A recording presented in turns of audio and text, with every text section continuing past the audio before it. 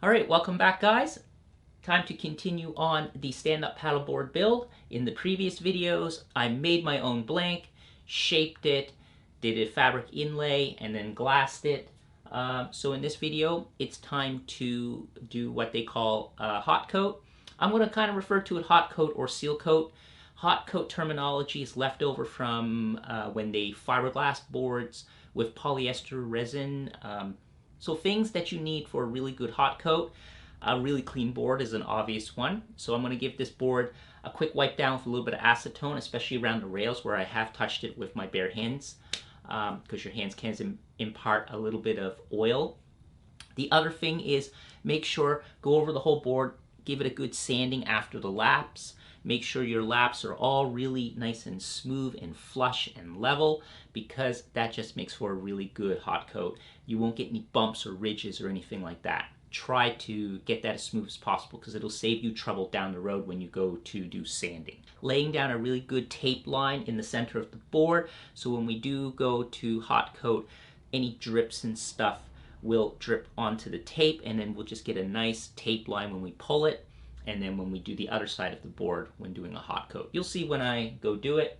First thing we're going to do, wipe down the board. I've already sanded it really well, checked it all over. There's no ridges, no bumps, and then I'm going to tape it. So let's get into it.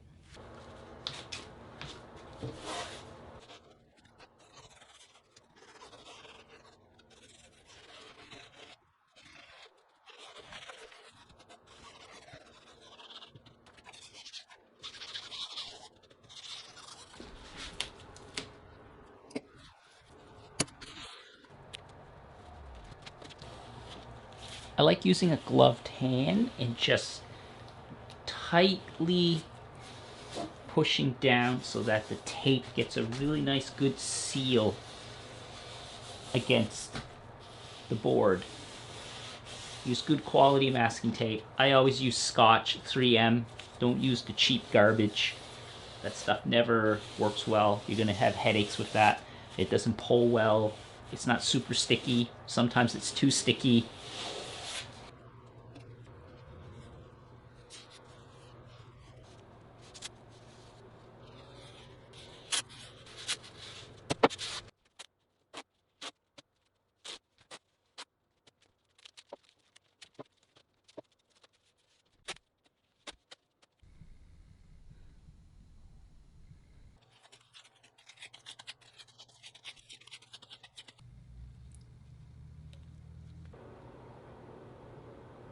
Alright, so for the hot coating, I'm going to do about 600 grams total mixed resin for this board. I'm going to use my nice 4-inch soft bristle chip brush.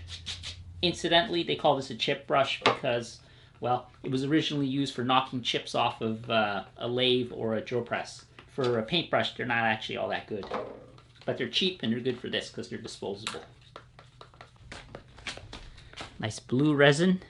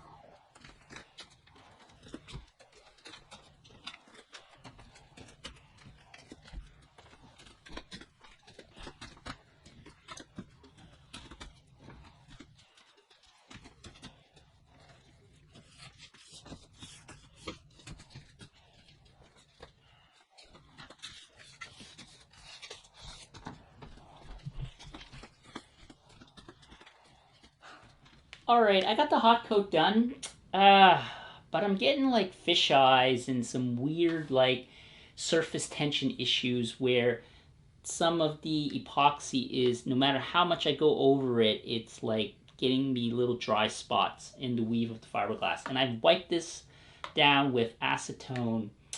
This is the first time it's ever happened to me like this since I started making surfboards in like I don't know, last 18 years. The only thing I can attribute it to is I did use a new batch of epoxy, but I don't think that's the issue, to be perfectly honest. I think the issue is the fiberglass I'm using.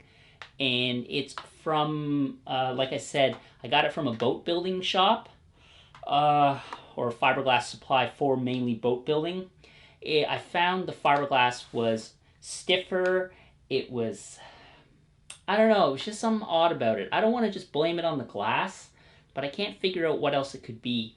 Not too impressed with that glass, to be honest. I should have ordered proper stuff from a surfboard builder, especially since the fiberglass place couldn't actually tell me if it was actually e-glass even.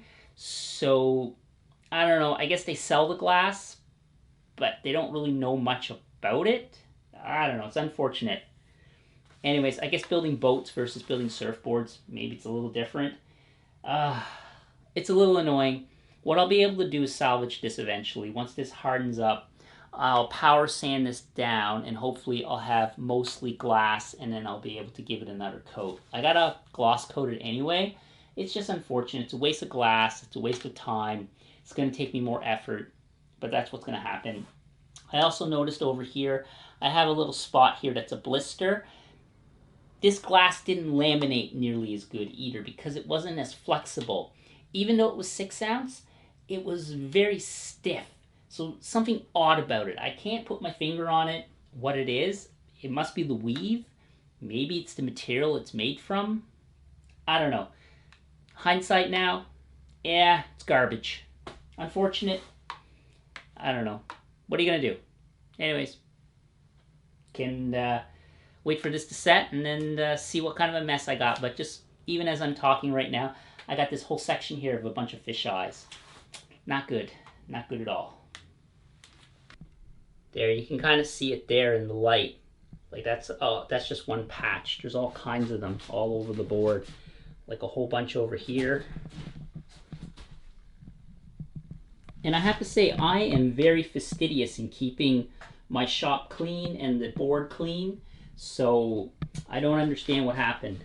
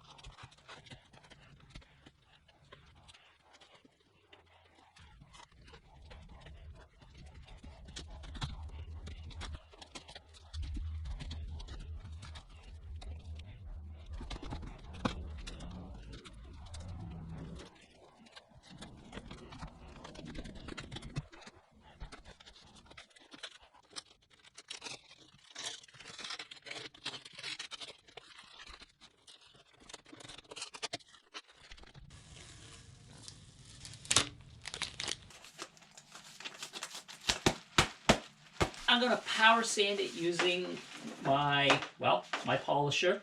Milwaukee. I'm going to sand it with 120. I'm going to take it down so it's nice and smooth. Get rid of all the bumps and irregularities. Right now I have a medium pad that I'll use to do the flats. And then for the bottom, because I got two double concaves on the bottom and then like a convex nose, I'm going to use my soft pad mostly for that. And in between in the concaves, I have this little soft pad that hopefully will get in between there. But I'm thinking this should work really well there.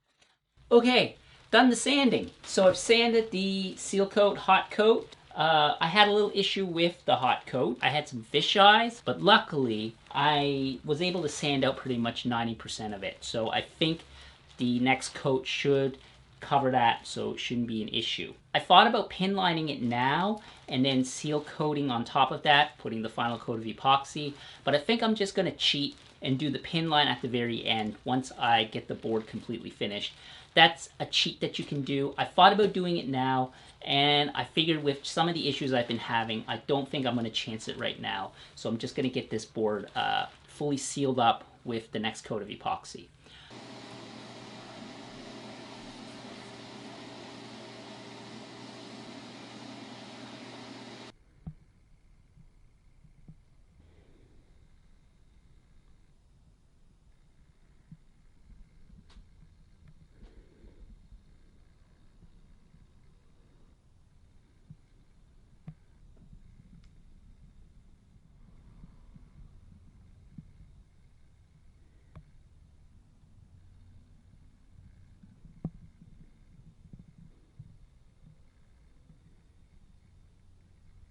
So I've tried many different epoxy systems making EPS and XPS surfboards. I've had an issue in the previous build video for the prone foil board. I had an issue with additive F, and it caused it to, the little bits of paraffin or wax in the additive F came out of suspension. So that's not great. What ends up happening is once it cures and then you go to sand, the little bits of paraffin get pulled out and you're left with little pock marks, little tiny pinholes all over the in the final coat. I don't know how to fix it. I've tried new additive F, I've tried warming the resin, keeping the room above like 25 degrees Celsius up to 30 degrees Celsius, and little bits of paraffin still come out of suspension. Some of you guys have had the same issue I see in the comments, and I've had really good luck with their epoxies in the past, but that one particular issue has popped up several times. I don't know what to do, so I decided to search around for different epoxy systems, and I came across this one here that I can actually just get in Canada. It's from a surf shop or surf supply here in Canada. They're based out of Richmond, BC. I got this from Swell Composites. So this stuff here is Entropy Resins. the Super Sap Clear, and I believe this company is located out of the States, so if you're in the States, you probably can find this from a different supplier. Swell Composites only ships within Canada, and they have all kinds of other surf supplies on their website, so go check them out if you're in Canada. So for my Canadian viewers, that could be a different option for you to get some surf supplies. And they were really great on shipping and everything. I had an excellent experience dealing with them. So I'm hoping this epoxy resin will work well for the final seal coat. I will give this resin a try. Previously, what I was doing was I was just eliminating the additive F in the final coat. Problem I was having, if I didn't add additive F to the Resin Research epoxy, is I would get this like spider web effect on the epoxy, and most of it sands out, but it's like the epoxy's like shrinking. So yeah, I should really reach out to them and find out what's going on. So I guess let's tape off the board, mix up some epoxy, wipe this down with acetone, and give this a coat of epoxy and see what happens.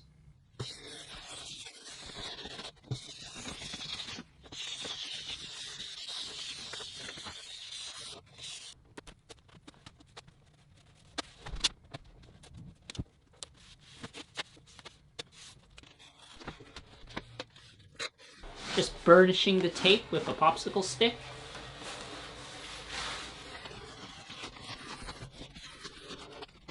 The epoxy seems pretty clear. This is the resin. I'm going to pour the hardener in now.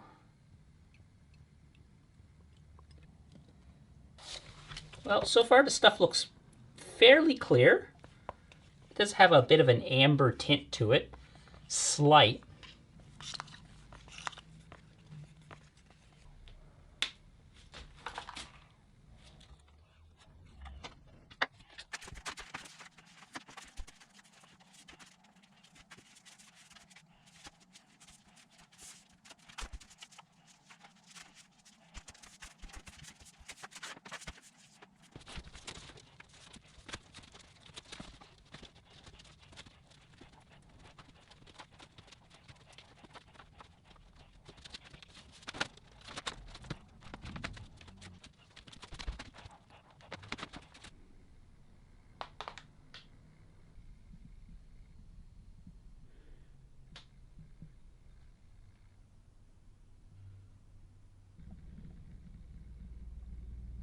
All right, I hot coated this about 5 hours ago, and the temperature in here is over 20. It's like room temperature actually.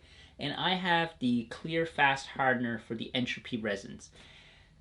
I have to say that it went on super smooth. I like this gloss coat is like beautiful, like awesome. I got some dust in it unfortunately up here, but right here it's like glass-like finish. It's super smooth. It looks awesome, but it's still not fully hard. Like it's starting to harden. I measured it out properly. I know my ratios are correct. So for a fast hardener, it's not very fast. I guess I have to go look it up online to see how long. It doesn't say on the bottle how long it takes to set. So by no means is this a fast epoxy. But if it gives a good result, I'm okay with that. All right, I can pull the tape, but it's not, it's still a little bit pliable, this epoxy. So I definitely, there's no blush or anything, and everything's nice and smooth, so that's a big plus. But there's no like spider web effect. But one thing I can say is this epoxy takes a little while to cure, that's for sure.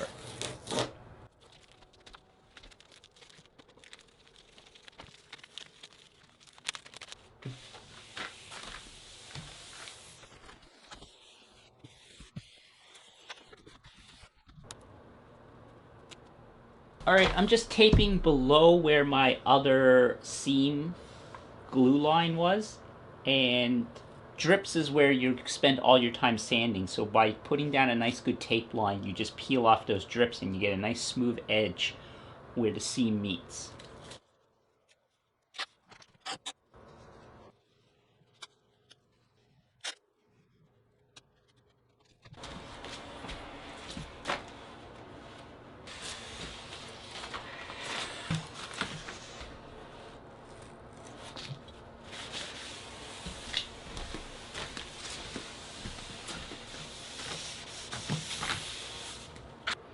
Well, I have to say, doing the deck coat, this Entropy resin went on smooth, flowed nice.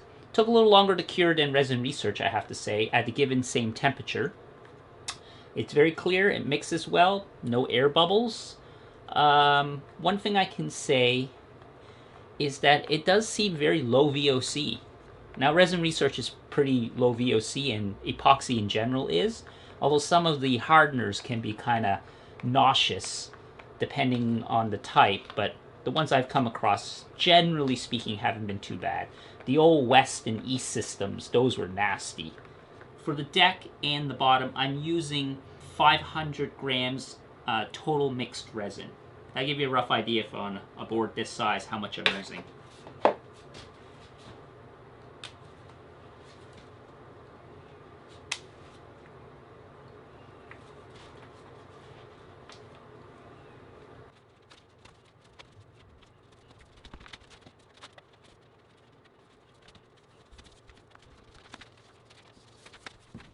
Well, we're nearing completion, and the gloss coat or final seal coat came out beautiful. I gotta sand out some of the little tiny bits of dust that might have gotten into it. There's just a few little spots. Plus, there's always, no matter how smooth you can get your final coat, there's always gonna be a tiny, tiny bit of waviness to it. So I gotta sand that out, and that's the purpose of the final sanding. Although you could technically leave it like this and then just go and use it. And it's also to remove that mid seam where the two pieces of tape met, where we got that kind of glue line there. Flipping it around, the deck came out like just spectacular. Just flat, smooth, like if you didn't sand this, people wouldn't even notice. Now I will need to put a pin line once I give this a quick sand, because I do have my cut lap here, and I left a pencil mark actually around a lot of it, knowing that I was going to do a pin line around this afterwards. So I'm going to hit it with the power sander now, starting at 400, because this is already so flat. This is just to remove the dust. It probably won't get quite as glossy as this. As I said before, I'm going to be using this board. It's going to get scratched up. It's not going to stay shiny for long. Alright, because my gloss coat is so glassy smooth, I'm going to power sand it starting at 400. Now I'm going to wet. Now I find if you don't wet sand it using anything above, I don't know, 280, the sandpaper clogs up like hell, and it's just a pain. So I really, really think wet sanding is the way to go. Also keeps the dust down too. And I'm using some really good 3M paper here. This stuff lasts a really long time. I'm going to stick these on using some Super 77.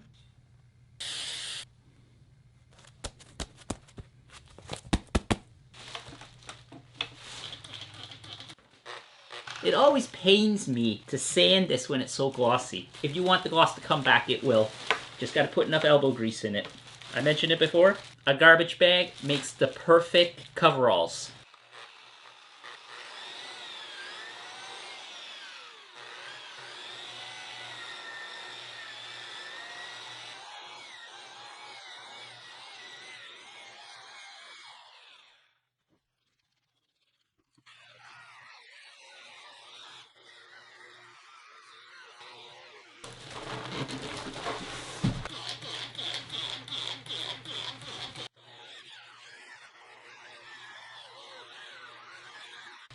Also, sanding concaves, make sure to use your soft pad.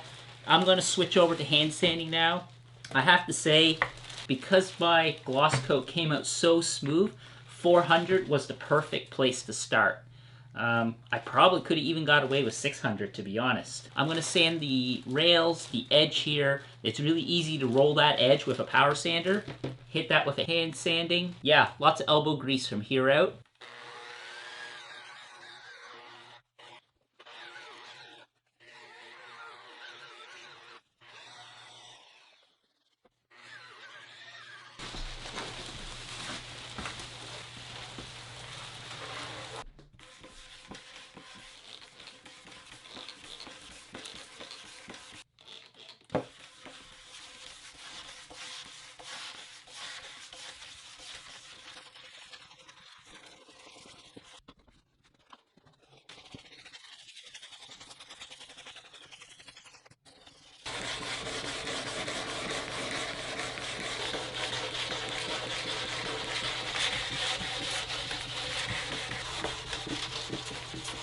switched over to 600 now from the 400.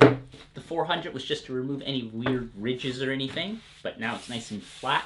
Just gonna sand out all the scratches. We're gonna keep doing it. I'll take it up to 800, maybe 1,000.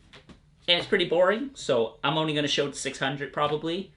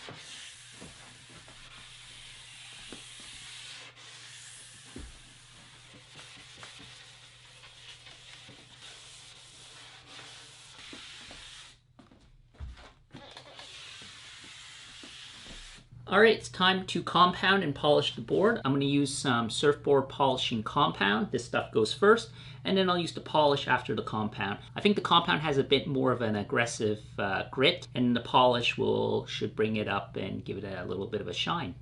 So I'm going to use my wool pad to do the majority of it with the compound, and then after that I'll polish it probably using the foam pad. You could get away with just using any one of these pads. The wool is a little bit more of an aggressive cut, whereas the foam pad is more that you would use on the final stage, and it just kind of just brings everything together. And I've previously used automotive clear coat to polish my boards, but this time I'm going to try the Greenlight Surf Supply compound and polish to see how this stuff is.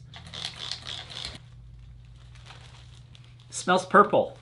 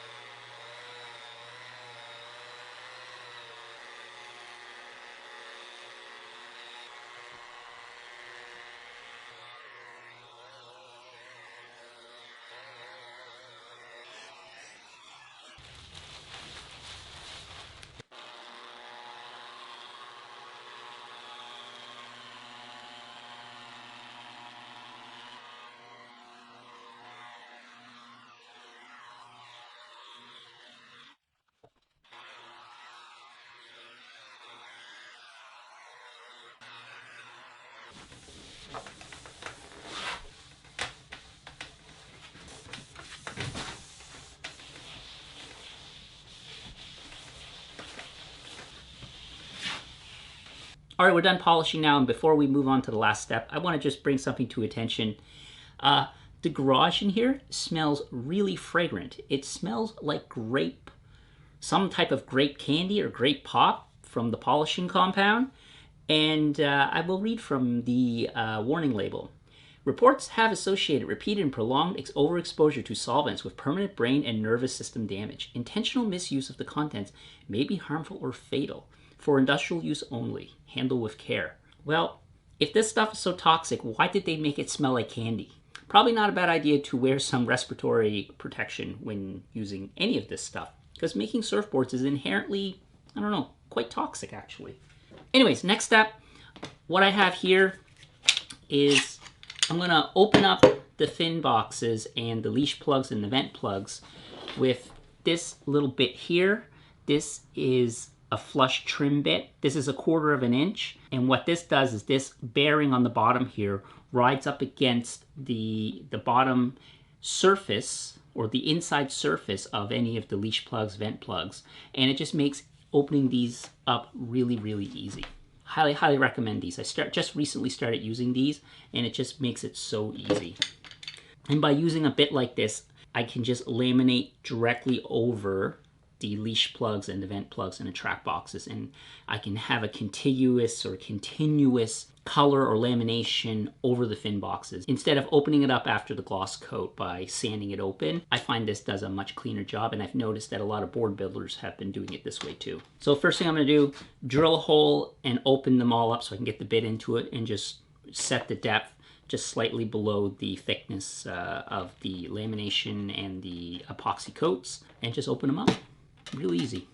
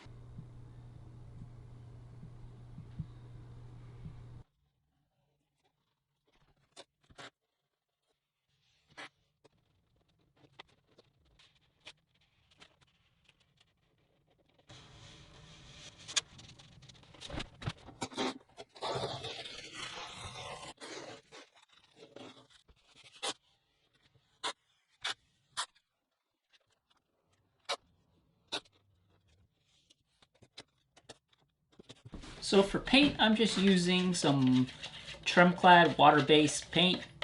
It's stuff that I just had laying around, and it's super durable, like very, very durable. So it'll be perfect for this application. And worst case, if it doesn't hold, you can tape it up and do it again.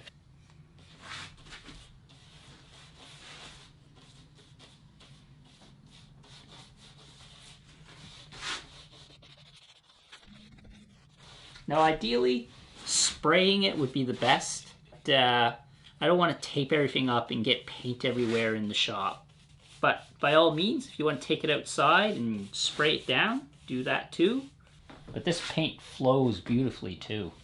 2 coats of this would be great.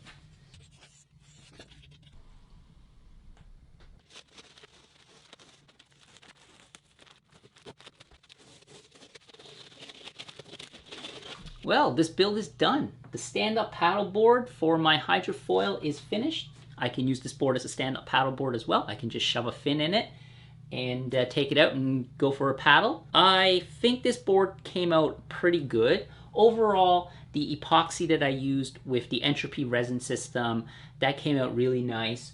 Like, it's super smooth. Unfortunately, I had a little bit of an issue with the fiberglass that I used, as I mentioned in one of the other videos. When I was laminating this, or maybe when I was sanding it, I had some sand throughs because I had a little bit of a harder time laminating, getting a nice tight lap on the board, and in some spots I had a little bit of a bubble that I didn't quite notice, just it didn't lay flat on the board. So when you get fiberglass, get e-glass and make sure that it's super flexible, because the stuff that I got from the boat building place, it was more like a piece of tarp almost. It was very, like if you held it, it didn't like droop. It kind of went out and then drooped, whereas the comparable 6 ounce that I usually get from my Surf Supply, green light, not sponsored, it drapes straight down. So making the laps was just a bit harder. Now the glass seems strong, you know, for boat building. It probably should be very strong, but for the purposes of surfboard building, stand-up paddleboard building, yeah, I would definitely double check. That's my big takeaway for you guys. Check your fiberglass. Always learning when we're making these boards. The inlay came out beautiful. Like, I actually didn't have too many problems with that. My new method of using the flush trim router bit to cut out the fin boxes, or the track boxes in this case, and the handle came out awesome. The pin stripe came out pretty good. It's just a little bit wavy up here, but along the rails here where the paint kind of sloped a bit, super smooth. Got to make sure to give that a few days to set, including the epoxy. Always let your epoxy boards, when you're done building them, let them do a post-cure of several days at a minimum. Ideally, it's a couple weeks. But hey, I've surfed them as soon as I finished them, and I really haven't had any issues. So, you know, but for best practices, you should let it fully cure, harden up with that post-cure. The design, it's a 6'4" by 28 by 5 3/4 inch thick, so 76 inches long. And I estimate the volume to be about 145 liters, so tons of float. Okay, so the design, it's got a round nose, shallow double concave on both sides, flat out the middle. The nose is convex. It's got a staged rocker, very much tucked rails with a hard rail for releasing of water. And there's a big kick in the tail so that when you're pumping the board and the board hits the back, well, there's less chance of the back of the board hitting when you're pumping the foil, provided that I can ride this. I'm still working on it. I've taken my prone board out, and it's a lot of fun, but it's definitely a little bit challenging. And the last thing that I need to do is, I got this off AliExpress. This is some EVA 3M adhesive back EVA foam that I'm going to use for the deck padding. Well, my fabric inlay with the little kitty cats looks pretty cool. I'm surprised at how well, I shouldn't be surprised actually, my concave here, when I rub my hand on it, it feels awesome. It is like smooth as glass. And the inlay itself actually came out real good. Sometimes with darker colors on paint or inlays or anything like that, you can have a bit of an issue of really showing imperfections. So that's the danger of using a darker color on a board. Not to mention it really does absorb sunlight, so it can increase the temperature in those spots, which ultimately can cause the air in these boards to expand. So before we end this video, I got a few other things that I want to talk about. Namely, let's talk about the cost, how much it costs to make this board. I did it for the prone foil board, so I figured, hey, why not do it for the SUP? I figured people always find, you know, costs of stuff interesting. So let's break this down real quick. Foam, $100. Epoxy, $100.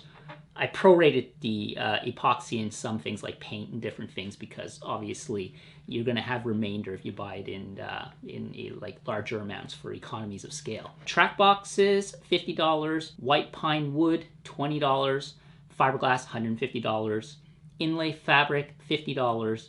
Stringer, $10. Polyurethane glue, $15. Sandpaper, $10. Leash plugs, $15. Vent plugs, $20. The SUP handle, $15. Masking tape, $6. Brushes, $12. Sealer, $5. Polish, $10. And paint, $5. So that brings the grand total to $593 Canadian. And if you were to convert that to American, depending on the exchange rate now, the Canadian dollar is doing a little bit better. Take off about 30%. And some other stats. So I have been keeping track of the hours that it took me to make this board. So for this final step, took me a grand total of 10 hours. Now that sounds like a lot, but that counts the taping, the gloss coating, the prep work for the gloss coat, sanding the board after the gloss coat. That took quite a bit of time. The wet sanding alone was just about 5 hours. And then the polishing was like an hour.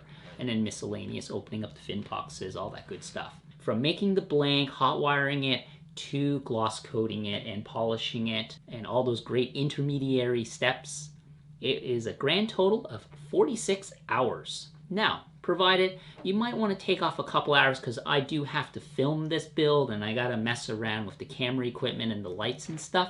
So that does add a little bit of time, but regardless, about 46 hours took me to make a stand-up paddleboard. So that'll give you an idea of the cost and the labor involved. Now, obviously, if someone's in a factory, they're going to have access to more dedicated spaces, so it would probably take them less time, and they're also doing it for a living.